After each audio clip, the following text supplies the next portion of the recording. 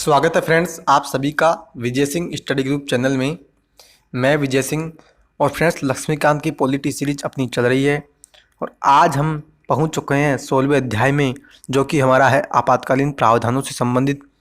Friends बहुत ही important आज का हमारा अध्याय होने वाला है और यह जो अध्याय है वो एक पार्ट में तो कंप्लीट नहीं होगा, कम से कम 2 या 3 पार्ट तो हमें लगेंगे और डिटेल से मैं आपसे इस अध्याय में एक एक प्रावधानों की चर्चा करूंगा और बहुत ही अच्छा और बहुत ही मान लीजिए बहुत ही गुणवत्ता वाला हमारा ये लेक्चर होगा।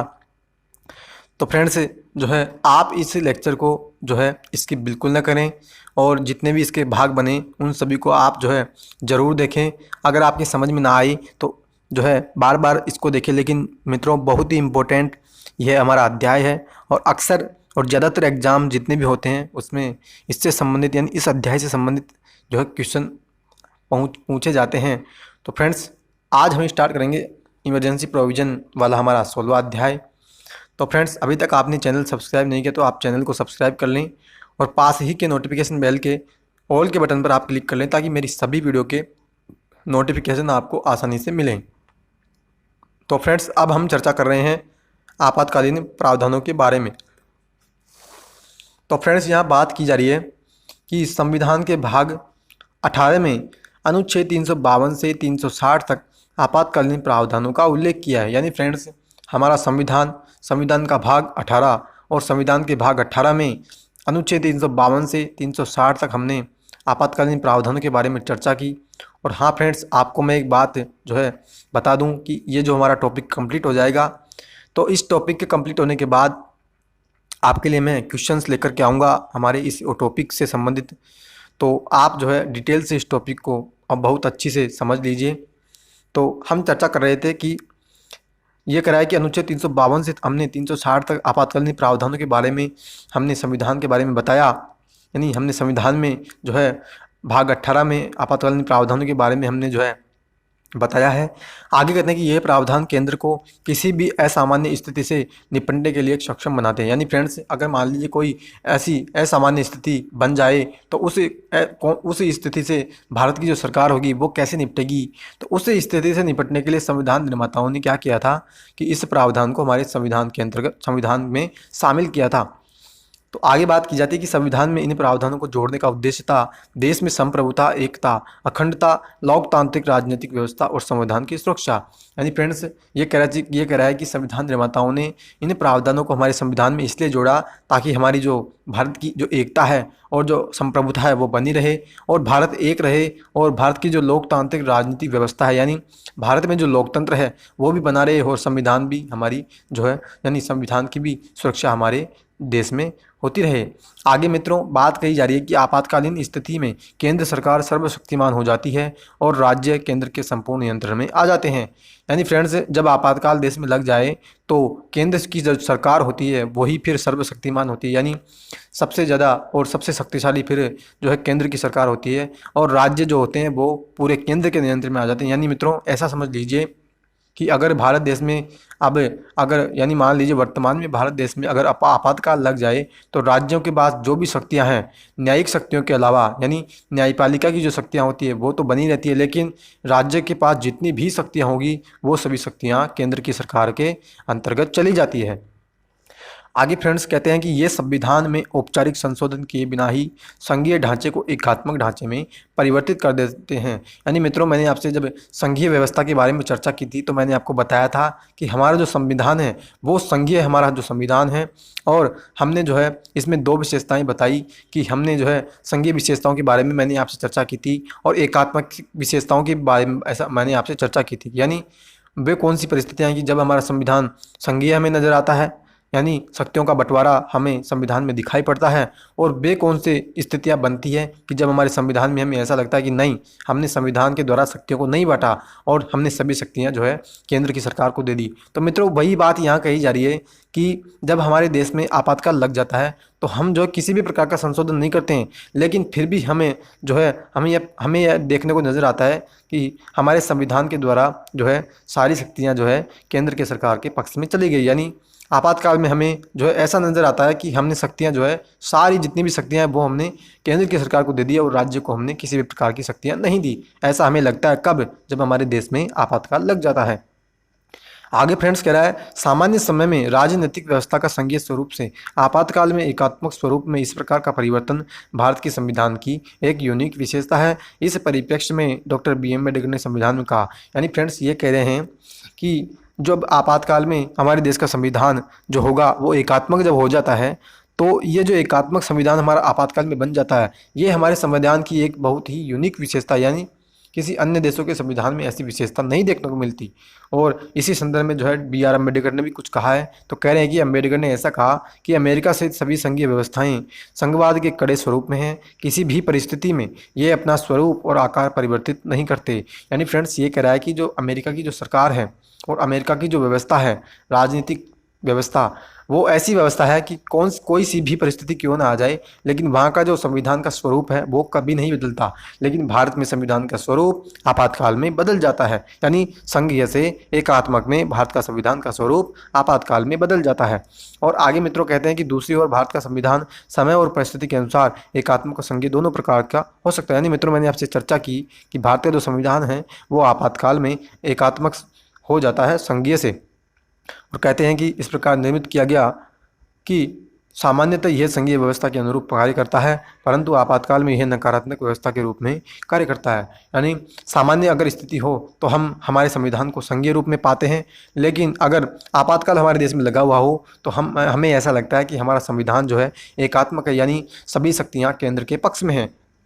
और मित्रों अब हम बात करेंगे कि संविधान ने कौन कौन से आपातकाल हमारे को दिए हैं। तो कहते हैं कि संविधान ने हमारे को तीन प्रकार के आपातकाल दिए हैं। तो कौन कौन से दिए हैं, तो कह रहे हैं कि युद्ध, बाह्य आक्रमण और सशस्त्र विद्रोह के कारण आपातकाल। यानी फ्रेंड्स यहाँ अनुच्छेद 352 की चर्चा की जा रही है कि अनुच्छेद 352 ने हमारे को जो है एक आपातकाल दिया, और वो कौन सा दिया कि युद्ध के द्वारा या बाह्य आक्रमण के द्वारा या सशस्त्र विद्रोह के कारण हम जो है देश में आपातकाल लगा सकते हैं। और कहते हैं कि संविधान ने इस प्रकार की आपातकाल के लिए आपातकाल की घोषणा का प्रयोग, यानी आपातकाल की घोषणा जो शब्द है, जो वाक्य है, उसका प्रयोग किया है। यानी फ्रेंड्स संविधान में क्या कहा गया है कि संविधान में आपातकाल की घोषणा का वाक्य उपयोग किया गया है, किसके लिए, अनुच्छेद 352 के तहत आपातकाल लगाने के लिए। और आगे मित्रों बात की जाती है, राज्यों में संवैधानिक तंत्र की विफलता के कारण आपातकाल को राष्ट्रपति शासन अनुच्छेद 356 के नाम से जाना जाता है, और इसे दो अन्य नामों से भी जानते हैं कि राज्य का आपातकाल या फिर संवैधानिक आपातकाल। किंतु संविधान ने इस स्थिति के लिए आपातकाल शब्द का प्रयोग नहीं किया है। यानी फ्रेंड्स ये कह रहे हैं कि अनुच्छेद 352 की तो मैंने आपसे चर्चा कर ही ली, लेकिन आगे ये कहते हैं कि अनुच्छेद 356 में भी कुछ कहा गया है। और वो क्या कहा गया है, तो कहते हैं कि अगर राज्य में संवैधानिक तंत्र विफल हो जाए, यानी संविधान के माध्यम से राज्य में अगर सरकार का निर्माण न हो पाए, तो उस स्थिति में राज्य में फिर राष्ट्रपति शासन लगा दिया जाता है, और राष्ट्रपति का कोई एजेंट होता है, वही वहाँ पे फिर जो है शासन चलाता है। तो आगे कहते हैं कि जो है इसको हम दो अन्य नामों से भी जानते हैं, यानी राष्ट्रपति शासन को कुछ और नाम से भी जाना जाता है। तो कह रहे हैं कि राष्ट्रपति शासन को हम राज्य के आपातकाल के नाम से या फिर संवैधानिक आपातकाल के नाम से भी जानते हैं। लेकिन कह रहे हैं कि संविधान में केवल और केवल राष्ट्रपति शासन के शब्द का ही उपयोग हुआ है, और राज्य का आपातकाल और संवैधानिक आपातकाल का शब्द वहाँ उपयोग नहीं हुआ है। और आगे फ्रेंड्स कहते हैं, भारत की वित्तीय स्थायित्व और साख के खतरे के कारण अधिरोपित आपातकाल वित्तीय आपात कहा जाता है। यानी फ्रेंड्स अगर भारत में ऐसी स्थिति आ जाए कि भारत के पास जो है अपनी वित्तीय स्थायित्व को बनाए रखने के लिए पैसा नहीं हो, यानी भारत की आर्थिक जो स्थिति है वो गड़बड़ा जाए, तो उसी स्थिति में फिर भारत में जो है वित्तीय आपातकाल लग जाता है। तो उसी की बात अनुच्छेद 360 में कही गई है। और फ्रेंड्स आपको एक बात जो है चर्चा में ला दूं, तो जो अनुच्छेद 356 है, यानी भारत में दो प्रकार से हम राष्ट्रपति शासन लगा सकते हैं। वैसे तो डिटेल से आगे मैं आपसे चर्चा करूंगा, लेकिन संक्षेप में मैं आपको बता दूं तो दो प्रकार से राष्ट्रपति शासन लगता है, एक तो 356 के तहत और एक अनुच्छेद 365 के तहत। यानी आप जो है भारत में दो प्रकार से राष्ट्रपति शासन लगा सकते हो, दो अनुच्छेदों का उपयोग करके, एक तो अनुच्छेद 356 और अनुच्छेद 365। आपको मित्रों ये बात जो है याद रहनी चाहिए। आगे मित्रों अब हम डिटेल से चर्चा कर रहे हैं राष्ट्रीय आपातकाल के बारे में, यानी कौन सी वो परिस्थितियां बनेगी जब हम देश में राष्ट्रीय आपातकाल लगाएंगे। तो कह रहे हैं घोषणा के आधार पर, यानी कौन सी ऐसी घोषणा होगी कि मान लीजिए कि घोषणा कर दी गई और उस घोषणा से जो फिर भारत में राष्ट्रीय आपातकाल लगा दिया जाएगा। तो फ्रेंड्स, यहाँ घोषणा के बारे में बात की जा रही है कि कौन सी ऐसी घोषणा होगी तब राष्ट्रीय आपातकाल लगेगा। तो कहते हैं यदि भारत की अथवा इसके किसी भाग की सुरक्षा को युद्ध अथवा बाह्य आक्रमण या सशस्त्र विद्रोह के कारण खतरा उत्पन्न हो जाए तो उस स्थिति में अनुच्छेद 352 का राष्ट्रपति उपयोग करेगा और राष्ट्रपति उस अनुच्छेद 352 का उपयोग करके राष्ट्रीय आपात की घोषणा करेगा। यानी फ्रेंड्स, सरल शब्दों में मैं आपको समझाने का प्रयास करूंगा कि मान लीजिए कि उदाहरण से आप समझिए, यानी मान लो भारत में किसी दूसरे देश ने, यानी अगर मान लो भारत के ऊपर मान लो कि पाकिस्तान ने आक्रमण कर दिया, या फिर जो है हमारे देश में ही ऐसी स्थिति बनी जो कि 1975 में बनी थी, उस समय इंदिरा गांधी ने राष्ट्रीय आपातकाल लगाया था। तो मान लीजिए कि ऐसी अगर दो परिस्थितियां बन जाए तो उस स्थिति में क्या करेंगे कि राष्ट्रपति जो है ऐसा करेंगे कि राष्ट्रपति अनुच्छेद 352 का उपयोग करके राष्ट्रीय आपातकाल की घोषणा उस स्थिति में कर देंगे। तो आगे फ्रेंड्स कह रहे हैं कि राष्ट्रपति राष्ट्रीय आपात की घोषणा वास्तविक युद्ध अथवा बाह्य आक्रमण अथवा सशस्त्र विद्रोह से पहले भी कर सकते हैं यदि वह समझे कि इसका आसन खतरा है। यानी फ्रेंड्स, ये कहना चाह रहा है कि जो राष्ट्रपति होंगे वो उस परिस्थिति में भी राष्ट्रीय आपातकाल की घोषणा कर सकते हैं जब राष्ट्रपति को ऐसा लग रहा हो कि जो है भारत में अगर कोई युद्ध होने वाला है या फिर भारत में ही कोई आंतरिक सुरक्षा बहुत ही जो है गंभीर रूप से आंतरिक सुरक्षा की जो है स्थिति जो है खतरे में पड़ने वाली है। तो उस स्थिति में भी राष्ट्रपति फिर घोषणा कर सकता है किसकी, राष्ट्रीय आपातकाल की। और फ्रेंड्स, ये कहते हैं आगे कि राष्ट्रपति युद्ध, बाह्य आक्रमण, सशस्त्र विद्रोह अथवा आसन्न खतरे के आधार पर विभिन्न उद्घोषणाएं भी जारी कर सकता है, चाहे उससे पहले कोई उद्घोषणा हो या न की गई हो। यह प्रावधान 1975 में हमने 38वें संशोधन अधिनियम 1975 के माध्यम से जोड़ा। यानी फ्रेंड्स, ये कह रहे हैं कि राष्ट्रपति जो होंगे वो जो है बाह्य आक्रमण या सशस्त्र विद्रोह के आधार पर जो है जो भी घोषणा करेंगे, लेकिन जो है इससे पहले अगर मान लो कोई घोषणा अगर पहले की गई हो या फिर न भी की गई हो तो भी राष्ट्रपति जो है ऐसी घोषणा कर सकते हैं कि बाह्य आक्रमण या सशस्त्र विद्रोह के आधार पर जो हमने भारत देश में राष्ट्रीय आपातकाल लगाया है। और आगे फ्रेंड्स कहते हैं जब राष्ट्रीय आपातकाल की घोषणा युद्ध अथवा बाह्य आक्रमण के आधार पर होती है तो उसे बाह्य आपातकाल कहते हैं, और जब इसकी घोषणा सशस्त्र विद्रोह के आधार पर हो तो उसे आंतरिक आपातकाल कहा जाता है। यानी फ्रेंड्स, अगर मान लो भारत के ऊपर पाकिस्तान ने आक्रमण कर दिया जाए, यानी भारत के ऊपर पाकिस्तान के द्वारा आक्रमण कर दिया जाए, तो उस स्थिति में जो राष्ट्रपति राष्ट्रीय आपातकाल लगाएंगे तो उसका कारण क्या देंगे कि उसका कारण देंगे बाह्य आक्रमण, यानी किसी बाहरी देश ने हमारे देश के ऊपर आक्रमण किया है। लेकिन अगर मान लो कि भारत में ही ऐसी परिस्थिति बन जाए कि कोई जो है, यानी 1975 में जब भारत में जो है परिस्थिति बनी थी उस समय जो है बहुत ही गंभीर परिस्थिति उस समय बनी, तो उसी परिस्थिति की यहाँ चर्चा की जाएगी। अगर मान लो उसी जैसी परिस्थिति अगर भारत में वर्तमान में बन जाए तो उस जहाँ उस परिस्थिति में जो आपातकाल देश में लगेगा वो आपातकाल कहलाएगा आंतरिक आपातकाल। यानी आंतरिक यानी अंदर की, यानी अंदर कहाँ, यानी भारत के अंदर ही जो है ऐसी परिस्थिति बनी है जिसके कारण हमने जो है आपातकाल भारत के में लगाया है। और आगे फ्रेंड्स कहते हैं राष्ट्रीय आपातकाल की जो घोषणा होगी वो संपूर्ण देश अथवा केवल इसके किसी एक भाग पर लागू हो सकती है। 42वें संशोधन अधिनियम 1976 के माध्यम से राष्ट्रपति को भारत के किसी विशेष भाग पर राष्ट्रीय आपातकाल लागू करने का अधिकार प्रदान किया है। यानी फ्रेंड्स, आप जो है आसान भाषा में ये समझिए कि राष्ट्रपति अगर चाहे तो किसी एक विशेष क्षेत्र के लिए, यानी मान लीजिए एग्जाम्पल से आप समझो कि अगर राष्ट्रपति जो है चाहे तो केवल और केवल किसी एक राज्य के लिए भी या किसी राज्य के एक विशेष क्षेत्र के लिए भी वो राष्ट्रीय आपातकाल जो है भारत में लगा सकते हैं। आप इस बात को जो है समझ लीजिए। और ये जो हमने प्रावधान किया था कि राष्ट्रपति जो है एक विशेष भाग पर भी राष्ट्रीय आपातकाल लगा सकते हैं, तो वो प्रावधान हमने किया 42वें संशोधन यानी 42वें संविधान संशोधन अधिनियम 1976 के माध्यम से, जिस तो कि हम जो है मिनी कॉन्स्टिट्यूशन भी कहते हैं। इसकी जो है आगे हम विस्तृत से तो चर्चा करेंगे ही, लेकिन आगे फ्रेंड्स बात कही जाती है कि प्रारंभ में संविधान ने राष्ट्रीय आपातकाल के तीसरे आधार यानी आंतरिक गड़बड़ी शब्द का प्रयोग किया, लेकिन यह शब्द बहुत ही अस्पष्ट और बहुत विस्तृत अनुमान वाला था। यानी फ्रेंड्स ये कह रहे हैं कि प्रारंभ में यानी जो है पुराने समय में जो है भारत में जब राष्ट्रीय आपातकाल लगाया जाता था, यानी जब मान लो जब 1975 में इंदिरा गांधी जी के द्वारा राष्ट्रीय आपातकाल जब लगाया गया था, तो उस आपातकाल को कौन से आधार पर लगाया गया था? तो उस आपातकाल का कारण दिया गया था आंतरिक गड़बड़ी। लेकिन मित्रों ये कह रहे हैं कि अब वर्तमान में आंतरिक गड़बड़ी शब्द का उपयोग नहीं किया जाता। यानी अगर राष्ट्रपति ये कहें कि मैं आंतरिक गड़बड़ी के आधार पर जो है भारत में राष्ट्रीय आपातकाल लगाता हूँ, तो ऐसा वो नहीं कह सकते। यानी आंतरिक गड़बड़ी शब्द का वे उपयोग अब नहीं कर सकते, जो कि 1975 में आंतरिक गड़बड़ी शब्द का जो है प्रयोग हुआ था। और कहते हैं 1978 के 44वें संशोधन अधिनियम द्वारा आंतरिक गड़बड़ी शब्द को सशस्त्र विद्रोह से विस्थापित कर दिया। अतः अब आंतरिक गड़बड़ी के आधार पर आपातकाल की घोषणा करना संभव नहीं है, जैसा कि 1975 में इंदिरा गांधी की सरकार ने किया था। यानी फ्रेंड्स, मैंने आपसे चर्चा की कि राष्ट्रपति अब जो है आंतरिक गड़बड़ी शब्द का उपयोग करके भारत में राष्ट्रीय आपातकाल नहीं लगा सकते। अगर वे राष्ट्रीय आपातकाल लगाएंगे तो केवल और केवल वे जो है सशस्त्र विद्रोह का शब्द का ही उपयोग वो भारत में करेंगे। और आगे कहते हैं कि 1975 में इंदिरा गांधी जी ने जो आपातकाल लगाया था, वो आपातकाल जो है आंतरिक गड़बड़ी शब्द का उपयोग करके ही लगाया था। और फ्रेंड्स, आगे कहते हैं किंतु राष्ट्रपति राष्ट्रीय आपातकाल की उद्घोषणा केवल मंत्रिमंडल की लिखित सिफारिश प्राप्त होने पर ही कर सकता है। यानी फ्रेंड्स, बहुत ही इंपॉर्टेंट बात है।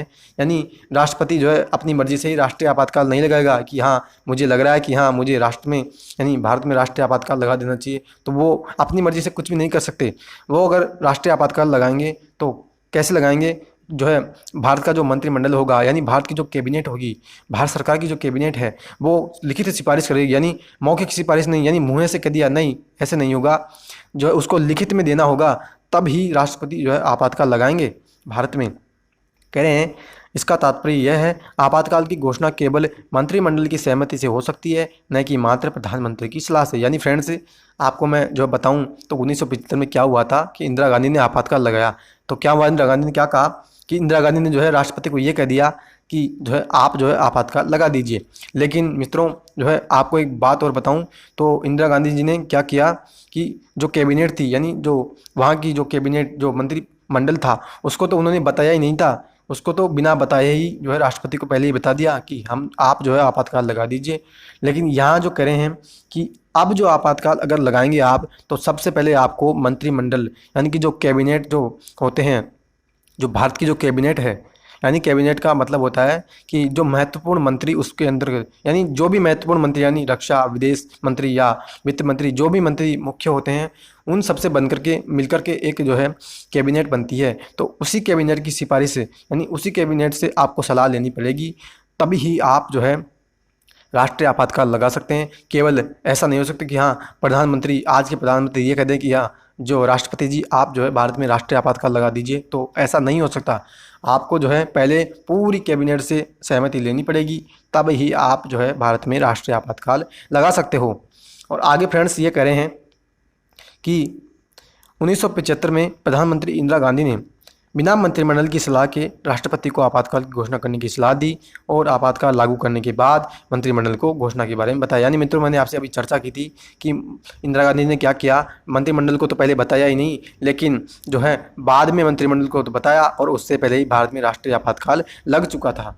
आगे कहते हैं 1978 के 44वें संशोधन अधिनियम ने प्रधानमंत्री की इस अकेले संदर्भ को बात करने और निर्णय लेने की संभावना को समाप्त करने के लिए इस सुरक्षा का परिचय दिया। यानी फ्रेंड्स 44वां संविधान संशोधन अधिनियम 1978 फिर संसद ने लाई, और संसद ने क्या किया कि आप जो है भैया अब अकेले प्रधानमंत्री ये कह दे कि आप जो है राष्ट्रपति शासन लगा दो, आप जो है राष्ट्रीय आपातकाल लगा दो, तो ऐसा अब नहीं होगा। अब जो है केवल और केवल आपको जो है कैबिनेट से सिफारिश है, यानी कैबिनेट से आपको सहमति लेनी होगी, तभी ही आप अब राष्ट्रीय आपातकाल देश में लगा सकते हो। यानी आप अकेले प्रधानमंत्री के कहने पर आप राष्ट्रीय आपातकाल अब देश में नहीं लगा सकते। तो फ्रेंड्स, आगे हम बात करते हैं। तो आगे कह रहे हैं कि 1975 में 38वें संशोधन अधिनियम ने राष्ट्रीय आपातकाल की घोषणा न्यायिक समीक्षा की परिधि से बाहर रखा था, लेकिन 44वें संशोधन अधिनियम 1978 के द्वारा जो है इस प्रावधान को जो है समाप्त कर दिया। यानी फ्रेंड्स, ये कह रहे हैं कि जो राष्ट्रीय आपातकाल, मान लीजिए कि राष्ट्रपति ने राष्ट्रीय आपातकाल लगा तो दिया देश में, तो आगे कहते हैं क्या जो राष्ट्रपति ने राष्ट्रीय आपातकाल देश में लगाया तो क्या उसकी जो है न्यायिक समीक्षा की जा सकती है, यानी क्या न्यायपालिका उसकी जांच कर सकता है कि क्या वाकई में जो राष्ट्रीय आपातकाल देश में लगाया गया ये सही था या गलत था। तो क्या इसकी जो है तो क्या इसकी देश में न्यायपालिका जांच कर सकती है क्या। तो यही बात यहाँ कही जा रही है कि पहले क्या था कि 38वां संविधान संशोधन अधिनियम जब 1975 लाया था तो उसके माध्यम से ये कहा था कि नई अदालतें जो होगी वो राष्ट्रीय आपातकाल की जांच नहीं कर सकती कि वो सही था या गलत था। लेकिन फिर आगे क्या हुआ, संसद ने 44वां संविधान संशोधन अधिनियम 1978 लाया और फिर ये कह दिया कि आप जो है अब यानी अदालतों को ये अधिकार दे दिया कि आप जो है राष्ट्रीय आपातकाल की जो संवैधानिकता की जांच आप कर सकते हो कि हाँ राष्ट्रीय आपातकाल जो लगाया गया वो वाकई में सही था या गलत था। तो जो है आप अब जो है राष्ट्रीय आपातकाल की संवैधानिकता की जांच कर सकते हो। ये प्रावधान किया गया जो है 44वें संविधान संशोधन अधिनियम 1978 के द्वारा।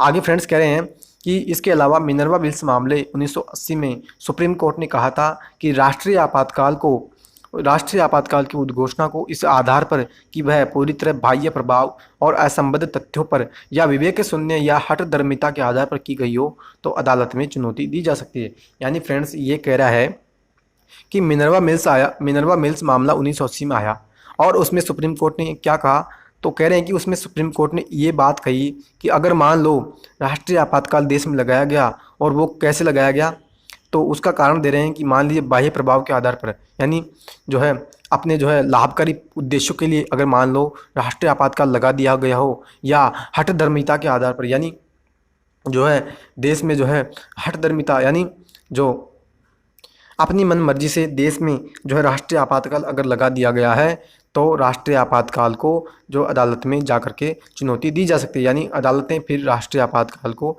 जो समाप्त भी कर सकती है, ये अधिकार दिया गया है।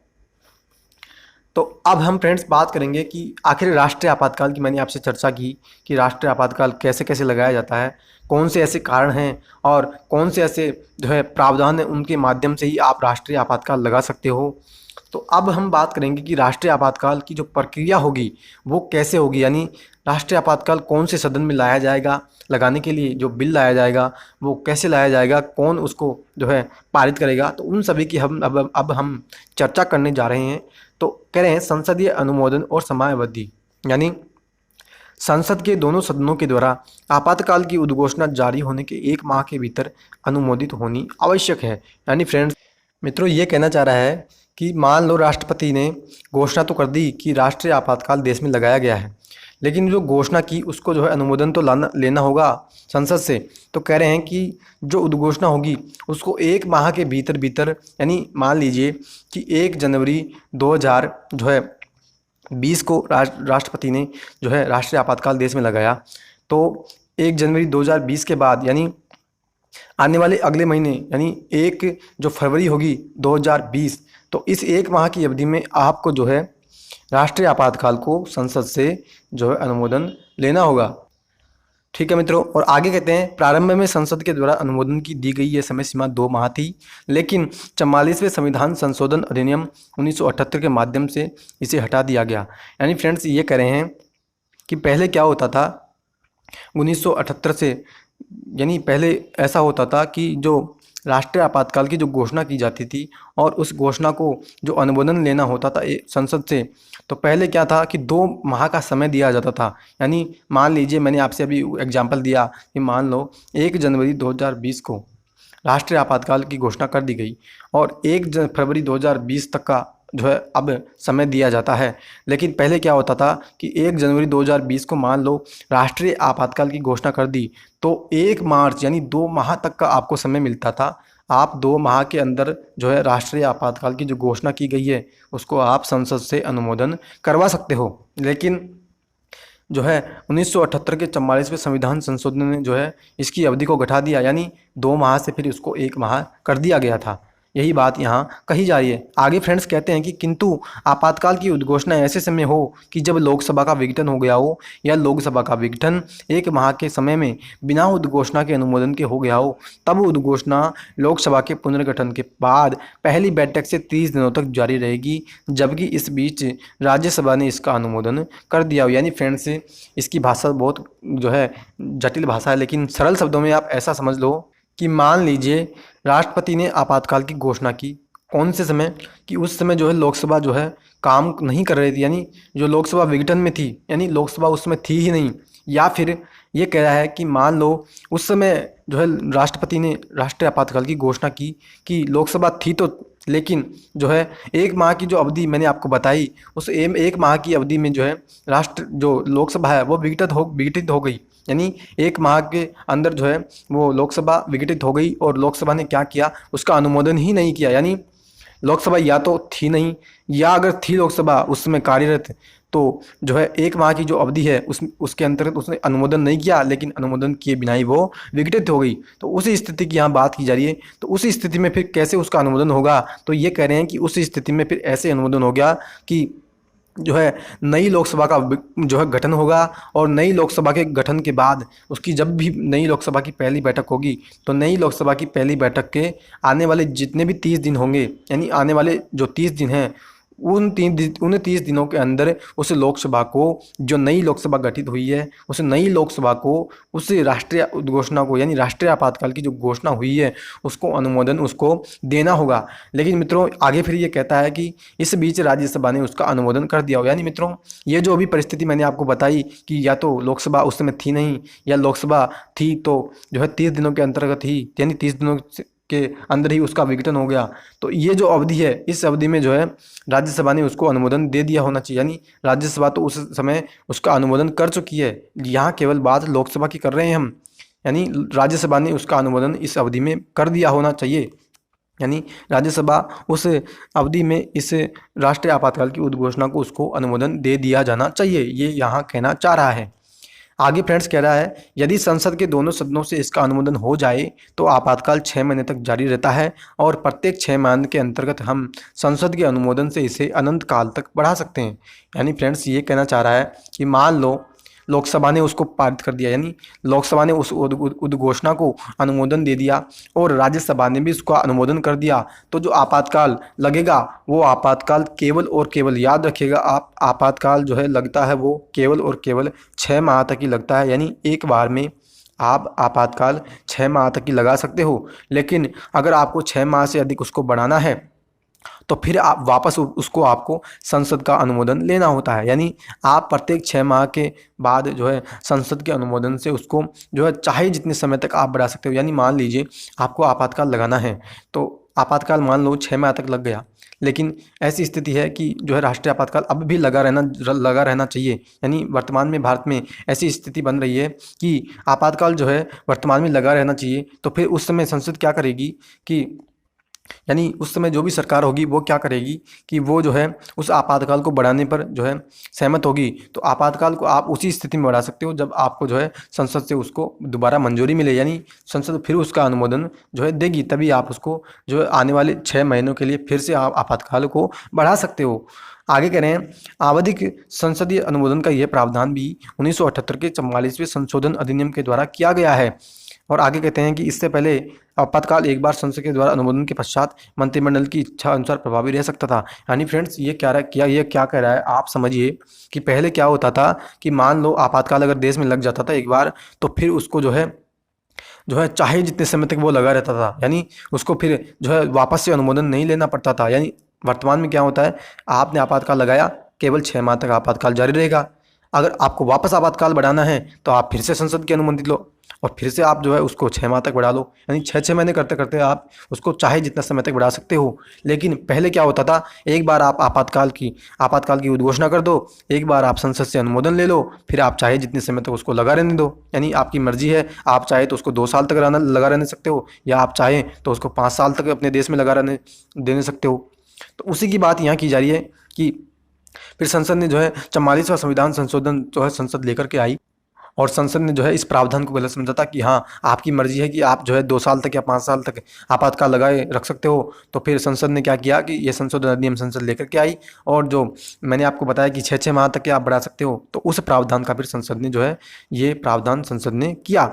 और आगे कहते हैं, यदि लोकसभा का विघटन 6 माह की अवधि में आपातकाल को जारी रखने के अनुमोदन के बिना हो जाए तो उद्घोषणा लोकसभा के पुनर्गठन की पहली बैठक से 30 दिनों तक जारी रहेगी, और इस बीच राज्यसभा ने इसका अनुमोदन कर दिया। यानी मित्रों वही बात यहाँ पे की जा रही है कि मान लो, पहले तो मैंने आपसे चर्चा की थी कि लोकसभा यानी जो राष्ट्रपति उसने राष्ट्रीय आपातकाल की घोषणा तो कर दी और उसका अनुमोदन ले भी लिया, यानी लोकसभा उस समय काम नहीं कर रही थी या जो विघटित हो गई थी। यानी पहली बार की बात वहाँ की जा रही थी कि पहली बार में हम जो है कौन सी जो है परिस्थितियाँ बनेगी और उस परिस्थिति में हम कैसे जो है राष्ट्रीय आपातकाल का अनुमोदन लेंगे। तो अगर मान लो एक बार तो हमने अनुमोदन ले लिया, लेकिन दोबारा हमें अनुमोदन लेना है, यानी दोबारा हमें 6 माह के लिए राष्ट्रीय आपातकाल को बढ़ाना है। तो उसी स्थिति की यहाँ बात की जा रही है कि मान लो अगर दोबारा भी ऐसी परिस्थिति बन जाए कि लोकसभा जो है विघटित हो जाए या लोकसभा ने आपातकाल को अनुमोदन ही नहीं दिया, तो फिर उस स्थिति में क्या होगा। तो फिर वही जो है स्थिति यहाँ बन रही है कि फिर वही स्थिति यहाँ होगी कि लोकसभा जब दोबारा नई लोकसभा जो गठित होगी उसको 30 दिन का आपको समय देना होगा, और 30 दिन के अंतर्गत आपको जो है वो लोकसभा उसे जो राष्ट्रीय आपातकाल की जो बढ़ाने की जो अवधि है उसको जो है वो अनुमोदन देगी। और लेकिन इसी बीच जो है राज्यसभा ने उसको अनुमोदन दे दिया जाना चाहिए, यानी इस बीच राज्यसभा उसको अनुमोदन दे चुकी होगी। तो आगे फ्रेंड्स ये कह रहा है कि आपातकाल की उद्घोषणा और इसके जारी रहने का प्रत्येक प्रस्ताव संसद के दोनों सदनों द्वारा विशेष बहुमत से पारित होना चाहिए, यानी कि उस सदन के कुल सदस्यों का बहुमत और उस सदन में उपस्थित और मतदान करने वाले सदस्यों का 2/3 बहुमत।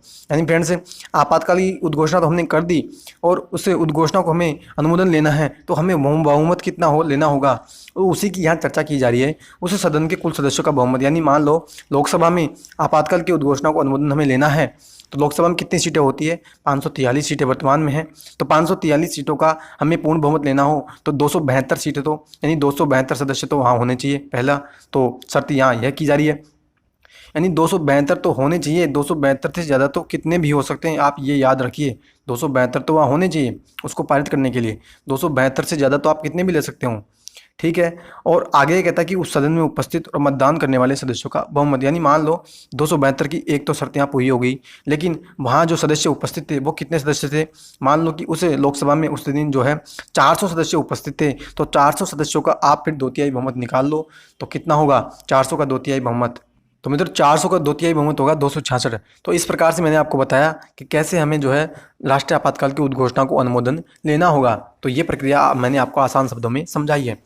तो आगे मित्रों ये कह रहा है कि इस विशेष बहुमत का प्रावधान 44वें संशोधन अधिनियम 1978 के द्वारा किया है। इससे पूर्व संसद के साधारण बहुमत द्वारा ये पारित हो सकता था। यानी मित्रों पहले क्या होता था कि साधारण बहुमत के माध्यम से ही जो है यह जो राष्ट्रीय आपातकाल का जो प्रस्ताव लाया जाता था वो पारित किया जा सकता था, लेकिन 44वें संविधान संशोधन अधिनियम 1978 के द्वारा अब विशेष बहुमत की हमें आवश्यकता होगी यदि हमें राष्ट्रीय आपातकाल की उद्घोषणा को अनुमोदन लेना है तो।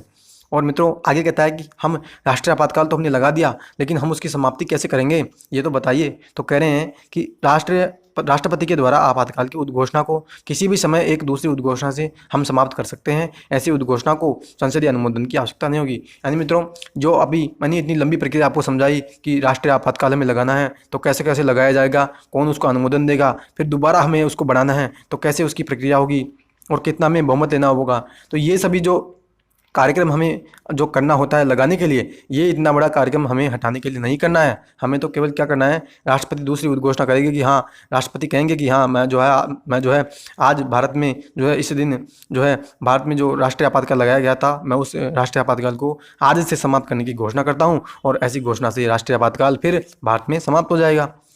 बस इतनी सी बात यहाँ कही जा रही है। आगे मित्रों ये कह रहा है 1978 के 44वें संशोधन अधिनियम ने यह व्यवस्था की कि यदि लोकसभा की कुल सदस्य संख्या के 1/10 सदस्य स्पीकर को, अध्यक्ष को अथवा राष्ट्रपति को यदि सदन नहीं चल रहा हो लिखित रूप से नोटिस दें तो 14 दिन के अंदर उद्घोषणा के जारी रहने के प्रस्ताव को अस्वीकार करने के लिए सदन की बैठक बुलाई जा सकती है। यानी मित्रों ये कह रहा है कि अगर मान लो 44वें संविधान संशोधन कह रहा है, यानी 44वें संविधान संशोधन ने जो है एक व्यवस्था दी हटाने के लिए, क्या कि मान लो लोकसभा की कुल सदस्य संख्या यानी लोकसभा के 543 सदस्य हैं और मान लो कि 55 सदस्य जाएं और लोकसभा के जो अध्यक्ष हैं उसको जो है लिखित रूप से नोटिस देंगे, या फिर मान लो लोकसभा उसमें नहीं चल रही है तो राष्ट्रपति को नोटिस देंगे। यानी 55 सदस्य जाएंगे और राष्ट्रपति को नोटिस देंगे कि जो है राष्ट्रीय आपातकाल को हटा दो, तो जो है 14 दिन के अंदर अंदर जो है उसको हटाने के लिए एक प्रस्ताव लाया जाएगा और उस पर जो है एक बैठक भी बुलाई जा सकती है। और मित्रों आगे कहता है कि पहला यानी उद्घोषणा को अस्वीकार करने का प्रस्ताव उद्घोषणा की जारी रहने के अनुमोदन के प्रस्ताव से दो तरह से भिन्न होता है। यानी मित्रों जो हमें राष्ट्रीय आपातकाल जो लगाना है और इसके लिए जो हम घोषणा करेंगे वो घोषणा और हटाने के लिए घोषणा, यानी दोनों में कौन कौन सा अंतर होता है। यानी लगाने के लिए जो घोषणा की गई और राष्ट्रीय आपातकाल हटाने के लिए जो घोषणा की गई, इन दोनों के मध्य अंतर बता रहा है कि इन दोनों में अंतर क्या होता है। तो कह रहा है कि पहला केवल लोकसभा से ही पारित होना आवश्यक है, जबकि दूसरे को संसद के दोनों सदनों से पारित होने की आवश्यकता है। यानी मित्रों मैंने आपसे चर्चा की कि अगर हमें राष्ट्रीय आपातकाल की उद्घोषणा को जो अनुमोदन लेना है तो हमें जो है दोनों सदनों की आवश्यकता उसमें होगी, यानी लोकसभा और राज्यसभा को उसको अनुमोदन देना होगा। लेकिन हमें अगर राष्ट्रीय आपातकाल को हटाना है तो केवल और केवल लोकसभा भी उसको जो है हटा सकते हैं। यानी अभी जो मैंने आपसे चर्चा की थी कि 1/10 सदस्य जो स्पीकर को जाकर के कह दें या राष्ट्रपति को कह दें कि आप जो है राष्ट्रीय आपातकाल को हटा दीजिए, तो एक बैठक बुलाई जा सकती है। तो वहाँ जो है यहाँ पे यही जो है चर्चा की जा रही है कि केवल लोकसभा यानी केवल लोकसभा के माध्यम से हम राष्ट्रीय आपातकाल को हटा सकते हैं, लेकिन अगर हमें राष्ट्रीय आपातकाल लगाना है तो हम लोकसभा और राज्यसभा दोनों की सहायता लेंगे। आगे फ्रेंड्स कह रहा है कि जो पहले को केवल साधारण बहुमत से और दूसरे को विशेष बहुमत से जो है हमें लागू करना होगा। यानी कह रहा है कि अगर हमें राष्ट्रीय आपातकाल लगाना है तो हमें जो है विशेष बहुमत की आवश्यकता होगी, और अगर हमें हटाना है तो हम साधारण बहुमत के माध्यम से भी राष्ट्रीय आपातकाल को हटा सकते हैं। तो फ्रेंड्स आज का लेक्चर हम यहीं तक रखेंगे क्योंकि बहुत लंबा लेक्चर होने वाला। अगर हम आगे भी चर्चा करें, बहुत ही मैंने आपसे शुरू में भी चर्चा की थी कि जो आपातकाल का जो टॉपिक है वो बहुत ही लंबा टॉपिक है और एक पार्ट में या 2 या 3 पार्ट में हम जो है इसको कंप्लीट नहीं कर सकते। देखते हैं कितने पार्ट्स इसके बनते हैं। तो मित्रों अगले पार्ट में हम चर्चा करेंगे कि राष्ट्रीय आपातकाल लग तो गया, अब राष्ट्रीय आपातकाल के भारत पर प्रभाव तो क्या पड़ेगा, ये तो बताइए कौन कौन से जो है उसके ऊपर प्रभाव पड़ेंगे, इसकी तो आप चर्चा करो। तो उस सभी को प्रावधान भी जो है संविधान ने हमसे जो है बताए, यानी संविधान में ये सभी प्रावधान हमारे को बताए गए हैं कि कौन कौन से उसके प्रभाव होंगे। तो आने वाले लेक्चर में मैं आपको जो है राष्ट्रीय आपातकाल के प्रभाव बताऊँगा, यानी आपातकालीन प्रावधान का हमारा दूसरा जो लेक्चर होगा उसमें हम चर्चा करेंगे राष्ट्रीय आपातकाल के प्रभाव की। इसके अलावा और भी आगे के जो राष्ट्रपति शासन के जो भी होंगे, यानी राष्ट्रपति शासन जो होगा उसकी भी हम आगे के अध्यायों में चर्चा करेंगे। तो फ्रेंड्स आज की आपको वीडियो कैसी लगी, क्या आपको जो है आसान से आसान भाषाओं में मैं शब्द समझाने में आपको जो है सफल रहा, तो आप अपनी प्रतिक्रिया कमेंट बॉक्स में ज़रूर दें। और मित्रों आशा करता हूं कि आपको आज की वीडियो बहुत अच्छी लगी होगी और सरल से सरल शब्दों में आपने जो है राष्ट्रीय आपातकाल के बारे में समझा होगा। तो फ्रेंड्स अब मिलते हैं हम अगले लेक्चर में, तो तब तक के लिए have a nice day. Thank you. जय हिंद, जय भारत।